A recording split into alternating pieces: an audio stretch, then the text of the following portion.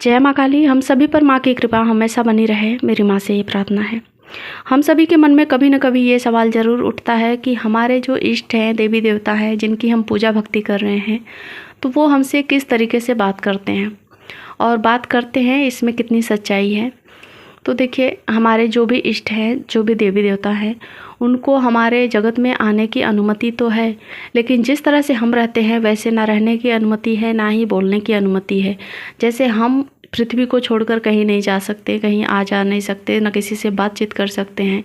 हम अपने आत्मा के जरिए जैसे स्वप्न में जाकर हम कहीं भी घूम कर आते हैं, उसी तरह से सूक्ष्म जगत में हम आ जा सकते हैं, पर साक्षात में हम कहीं नहीं आ जा सकते, हमें उतनी परमिशन नहीं है। उसी तरह से देवी देवताओं को परमिशन नहीं होती है, वो सूक्ष्म तरीके से ही बात करने की कोशिश करते हैं।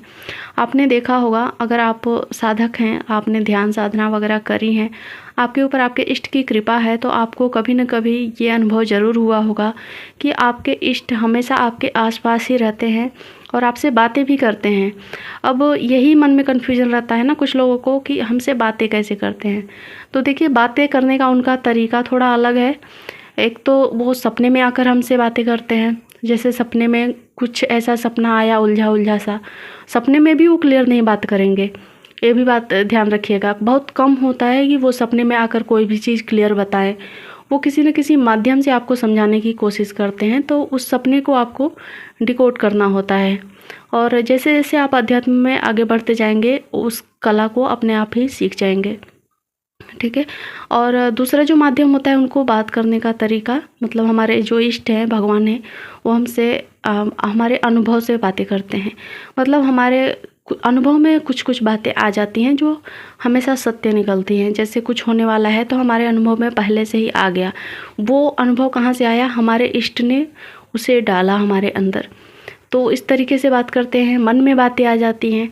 तो इस तरह से वो सूक्ष्म जगत में रहते हैं और सूक्ष्म तरीके से ही हमसे बात करते हैं और करते हैं, हर एक लोग से करते हैं। और इस पृथ्वी पर हर मनुष्य के लिए परमात्मा ने उनका इष्ट बना के रखा है, मतलब भेज के रखा है।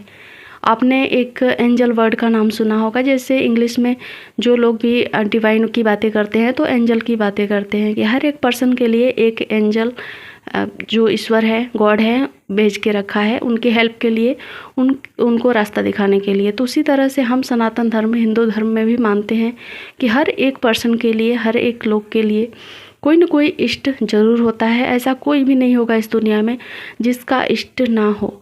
बस हमें अपने इष्ट को पहचानना है, उससे कनेक्ट होना है, और वो सारी सुख सुविधाएँ और वो सारे अनुभव हमें अपने आप मिलते चले जाएंगे। इसमें कोई चमत्कार वाली बात नहीं है। हाँ, वो चमत्कार वाली जो चीज़ें आप टीवी पर देखते हैं वो भी आपके साथ होंगी, लेकिन इसके लिए आपको अपने इष्ट के करीब जाना होगा। और वो कैसे जाएंगे? ध्यान के जरिए, साधना, पूजा पाठ, जो भी उनका जो भी तरीका है हमारे अध्यात्म में, हमारे जो सनातन धर्म में, उस तरीके से हम उनके करीब जाएंगे और वो सारी चीज़ें हमें स्वतः ही ज्ञान में आती चली जाएंगी।